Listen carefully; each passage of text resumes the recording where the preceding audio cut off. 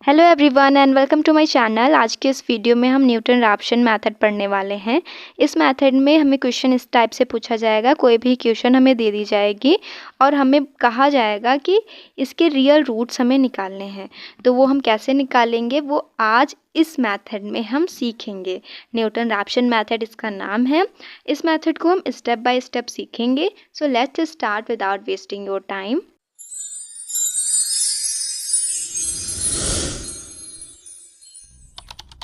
सबसे पहले क्या होगा कि हमें जो इक्वेशन दी गई होगी, जैसे यहाँ पे हमें इक्वेशन दी गई है x की power 4 minus 12x plus 7 is equal to 0। ये इक्वेशन हमको दी गई है। इस इक्वेशन को सबसे फर्स्ट स्टेप में हम क्या करेंगे, fx के बराबर इस इक्वेशन को पुट करेंगे। fx is equal to x की पावर 4 माइनस 12x प्लस 7 ये हो जाएगा। इसके बाद हम क्या करेंगे, ये जो इक्वेशन है इसको हम डिफ्रेंशिएट करेंगे। तो ये fx जो है f डैश x हो जाएगा और जब x की पावर 4 का हम डिफ्रेंशिएट करेंगे तो 4x क्यूब हो जाएगा। 12x को डिफ्रेंशिएट करेंगे तो सिर्फ 12 बचेगा और 7 को डिफ्रेंशिएट करेंगे तो 0 बचेगा। तो जो डिफ्रेंशिएट करने पे हमें इक्वेशन मिलेगी वो ये मिलेगी। तो हमें फर्स्ट स्टेप में क्या करना है, बस हमें इतना याद रखना है कि फर्स्ट स्टेप में हमें गिवन इक्वेशन को fx के बराबर रखना है, फिर उसका डेरिवेटिव हमें निकालना है उस इक्वेशन का। सेकेंड स्टेप में हमें क्या करना होगा, हमें a और b की वैल्यू निकालनी होगी। वो हम कैसे निकालेंगे, वो हम इस इक्वेशन की हेल्प से निकालेंगे।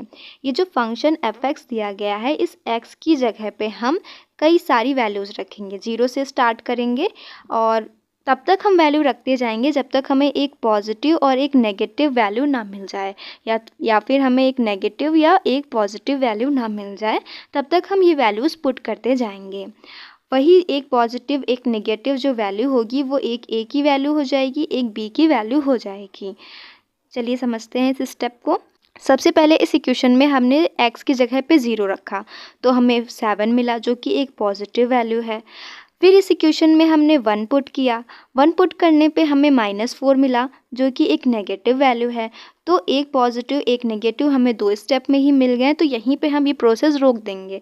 अगर हमें दोनों नेगेटिव या दोनों पॉजिटिव मिलते तो हम x की जगह पे 2 रखते, फिर 3 रखते, फिर 4 रखते। ऐसे हम रखते जाते जब तक हमें एक प्लस और एक माइनस वैल्यू नहीं मिल जाती। तो सेकेंड स्टेप में हमें a और b की वैल्यू फाइंड करनी थी। तो a और b की वैल्यू निकल आई है। a की वैल्यू 0 हो जाएगी और b की वैल्यू 1 हो जाएगी। a की वैल्यू 0 एंड b की वैल्यू 1। तो यहाँ पे सेकेंड स्टेप जो है वो कंप्लीट हो गया। अब हम थर्ड स्टेप पे आएंगे। थर्ड स्टेप में हमें क्या करना होगा, थर्ड स्टेप में हमें एक्स नॉट की वैल्यू फाइंड करनी होगी। एक्स नॉट की वैल्यू कैसे फाइंड करेंगे, उसका ए फॉर्मूला होता है x naught is equal to a plus B by 2। Step second में हमने a और b की वैल्यू निकाल ली थी। तो a की वैल्यू 0 है, b की वैल्यू 1 है, तो 0 प्लस 1 बाई 2। एक्स नॉट की वैल्यू जो आई है वो आई है 0.5। तो यहाँ पे 3 स्टेप कंप्लीट होते हैं। एक बार तीनों स्टेप हम फिर से रिकैप कर लेते हैं। फर्स्ट स्टेप में हमें गिवन इक्वेशन को fx के बराबर रखना है, उसके बाद उसको डिफ्रेंशिएट करना है। उसके बाद सेकेंड स्टेप में हमें a और b की वैल्यू फाइंड करनी है। a और b की वैल्यू हम कैसे फाइंड करेंगे, fx में डिफरेंट वैल्यूज़ रखेंगे जब तक हमें एक पॉजिटिव और एक नेगेटिव वैल्यू नहीं मिल जाती है, तब तक हम वैल्यूज़ पुट करते जाएंगे। जैसे हमें एक पॉजिटिव नेगेटिव या नेगेटिव पॉजिटिव वैल्यू मिलती है, उसमें से एक वैल्यू जो ऊपर होगी वो हो जाएगी a, नीचे वाली वैल्यू होगी जहाँ पे साइन चेंज हुए हैं वो b की वैल्यू हो जाएगी। ऐसे a और b की 2 वैल्यूज़ हमें मिल जाएंगी। अब थर्ड स्टेप में हमें क्या करना है, एक्स नॉट की वैल्यू निकालनी है। एक्स नॉट की वैल्यू निकालने का ये फॉर्मूला होता है। ए और बी की वैल्यू हम इस फॉर्मूले में पुट करेंगे तो हमें एक्स नॉट की वैल्यू मिल जाएगी। तो यहाँ पे ये 3 स्टेप जो हैं वो कंप्लीट होते हैं। अब हम फोर्थ स्टेप पे जाएंगे। यहाँ से हमें याद रखना है कि हमारी इक्वेशन क्या थी और एक्स नॉट की क्या वैल्यू आई थी। इतनी 2 चीज़ें हमें यहाँ से याद रखनी है। अब हम नेक्स्ट स्टेप पे आते हैं। अब फोर्थ नंबर स्टेप में हम x1, x2, x3 की वैल्यू फाइंड करेंगे। वो कैसे फाइंड करेंगे, उसका फॉर्मूला होता है फॉर्मूले की हेल्प से हम x1, x2, x3 की वैल्यू फाइंड करेंगे। तो यहाँ से हमें ये x नॉट की वैल्यू याद रखनी है और ये फॉर्मूला याद रखना है। फोर्थ स्टेप में हमें ये फॉर्मूला याद रखना है।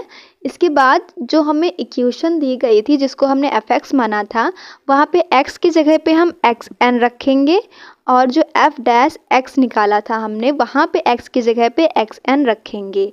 तो स्टेप 4 तक हम देखते आए हैं कि स्टेप 4 में हमने ये वाला फॉर्मूला पढ़ा। स्टेप 4 में हमने ये फॉर्मूला पढ़ा है। अब हम इस फॉर्मूले को थोड़ा मॉडिफाई करेंगे। सबसे पहले ये जो fx था, जो इक्वेशन थी ये वाली, इसमें हम x की जगह पे xn रख के ये सेम इक्वेशन यहाँ पे लिख देंगे। f डैश x जो हमने फर्स्ट स्टेप में निकाला था, f डैश x, वहाँ पे x की जगह पे xn रख देंगे। फिर यहाँ पे इस वाले स्टेप में हमने क्या किया है, fx जो हमने फर्स्ट स्टेप में निकाला था वहाँ पे x की जगह xn लिख के पूरी इक्वेशन हमने वो उतार दी है। और उसके बाद जो हमने f डैश x निकाला था वहाँ पे x की जगह बस xn लिख दिया है अपॉन में यहाँ पे ये। अब हमारा जो नेक्स्ट स्टेप रहेगा वो रहेगा, यहाँ पे सबसे पहले हम एलसीएम लेंगे। एलसीएम लेने पे नीचे तो हमारा यही वाला जो टर्म है वो सारे टर्म आ जाएंगे यहाँ पे नीचे। फिर क्या होगा, ये जो टर्म है पूरा ये xn से मल्टीप्लाई हो जाएगा। xn से मल्टीप्लाई होने पे इक्वेशन हमारी बन जाएगी 4xn की पावर 4 12xn। अब यहाँ पे हमें याद रखना है कि ये माइनस का है तो इस इक्वेशन के जो सारे साइन हैं वो बदल जाएंगे। xn पॉजिटिव था तो नेगेटिव हो गया, 12 नेगेटिव था तो पॉजिटिव हो गया, 7 पॉजिटिव था तो नेगेटिव हो गया। अंदर के साइंस जो हैं वो बदल जाएंगे। इसके बाद हम ध्यान से देखें तो 4xn की पावर 4 और 1xn की पावर 4 है तो यहाँ पे 3xn की पावर 4 हो जाएगा। एंड ये वाला टर्म पूरा कैंसिल हो जाएगा। ये पॉजिटिव है, ये नेगेटिव है तो ये दोनों टर्म कैंसिल हो जाएंगे और -7 बचेगा।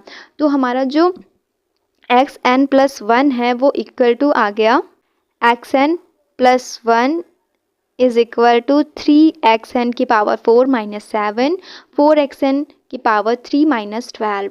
अब हम आगे के जो स्टेप करेंगे उसमें इस फॉर्मूले का यूज़ होगा। तो ये फॉर्मूला हमने जो बनाया है इक्वेशन रख के इसी का यूज़ होना है आगे।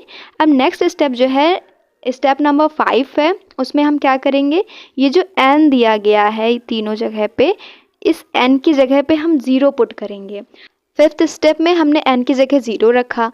जब n की जगह पे 0 रखेंगे तो यहाँ पे xn आ जाएगा, 0 प्लस 1, यहाँ पे 0 प्लस 1 होगा तो 1 हो जाएगा।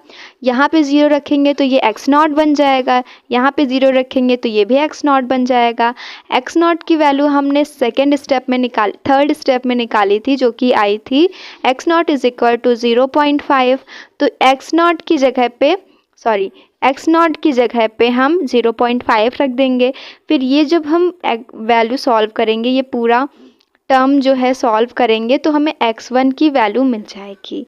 जब ये पूरी इक्वेशन सॉल्व की गई तो हमें x1 की वैल्यू 0.5924 मिली।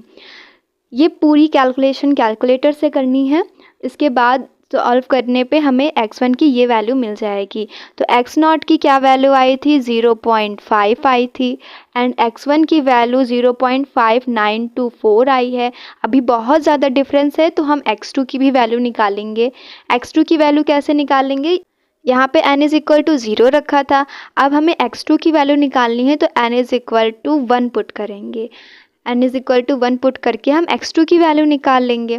फिर अगर x2 की वैल्यू भी 0.5924 नहीं आती है तब हम x3 की वैल्यू निकालेंगे। ये प्रोसेस जो है वो चलता रहेगा जब तक हमें 2√2x की वैल्यू इक्वल ना मिल जाए। तो नेक्स्ट स्टेप पे आते हैं। स्टेप 5 में हमने x1 की वैल्यू निकाली है, अब स्टेप 6 पे आएंगे। सबसे पहले फोर्थ स्टेप में हमने जो फॉर्मूला निकाला था xn प्लस 1 का वो लिख लिया है, x0 की जो वैल्यू आई थी वो लिख ली है, x1 की जो वैल्यू आई थी वो लिख ली है। स्टेप 6 में हम क्या करेंगे, n की जगह पे 1 पुट करेंगे। इस फॉर्मूले में n की जगह पे 1 पुट करेंगे तो ये 1 प्लस 1 यहाँ पे x2 हो जाएगा, यहाँ पे x1 और यहाँ पे भी x1 हो जाएगा। तो जो हमारा फॉर्मूला बन जाएगा वो इस फॉर्म में आ जाएगा। x2 is equal to 3x1 minus 7 4x1 cube minus 12, इतना हमें मिल जाएगा। अब x1 की वैल्यू ये निकली थी फिफ्थ स्टेप में, तो हम xn की वैल्यू इस फॉर्मूले में पुट कर देंगे। ये जो अभी हमने फॉर्मूला बनाया है इस पे हम पुट कर देंगे। पुट करने पे ये कुछ इस फॉर्म में आ जाएगा। अब इसको हमें कैलकुलेटर की हेल्प से सॉल्व करना है। सॉल्व करने पे जो आंसर आएगा वो आ जाएगा x2 इज इक्वल टू 0.59 5937। अगर हम x1 की वैल्यू देखें तो आई थी 0.5924। अभी भी लास्ट की 2 डिजिट जो हैं वो मैच नहीं कर रही हैं। इसमें हमें सारे जितनी 4 डिजिट तक इसमें लेना था, 4 की 4 डिजिट्स मैच होनी चाहिए न्यूटन रैप्सन मेथड में, तभी वो रूट जो है वो सही होता है। तो x2 और x1 मैच नहीं कर रहा है, इसीलिए हम x3 भी निकालेंगे। x3 कैसे निकालेंगे? सेम यही प्रोसेस रहेगा, बस n की जगह पे हम 2 पुट कर देंगे। जब n की जगह पे 2 पुट करेंगे, अब जो लास्ट स्टेप है उसमें हम n की जगह पे 2 पुट करेंगे। n की जगह पे 2 पुट करने से हमें x3 मिल जाएगा। यहाँ पे x2 की वैल्यू पुट कर देंगे, यहाँ पे x2 की वैल्यू पुट कर देंगे। और जब इस पूरे को हम सॉल्व करेंगे, इस पूरे को सॉल्व करने के बाद जो आंसर आएगा वो आ जाएगा 0.5934। अगर हम देखें तो हमें x2 का जो वैल्यू मिली थी, x2 की जो वैल्यू मिली थी वो भी 0.5934 मिली थी। तो x2 और x3 जो है वो इक्वल हो गए। तो यहीं पे जो प्रोसेस है वो रुक जाएगा, जो स्टेप्स हैं वो रुक जाएंगे, और जो रूट आएगा उस इक्वेशन का वो आएगा 0.5934। लास्ट में हम एक लाइन लिख देंगे, वो लाइन है वो है obviously x2 is equal to x3, hence the required root is 0.5934। तो यहाँ पे ये क्वेश्चन कंप्लीट होता है। आई होप आपको न्यूटन रैप्सन मेथड समझ में आया होगा। इससे पहले हमने एक बाइसेक्शन मेथड पढ़ा था, वो भी काफ़ी इम्पॉर्टेंट है। तो अगर आपने वो वीडियो नहीं देखा है तो एक बार ज़रूर देख लें। यहाँ पे ये वीडियो कंप्लीट होता है। आई होप आपको न्यूटन रैप्सन मेथड समझ में आया होगा। अगर वीडियो हेल्पफुल थी then don't forget to subscribe my channel. मिलते हैं नेक्स्ट मेथड में।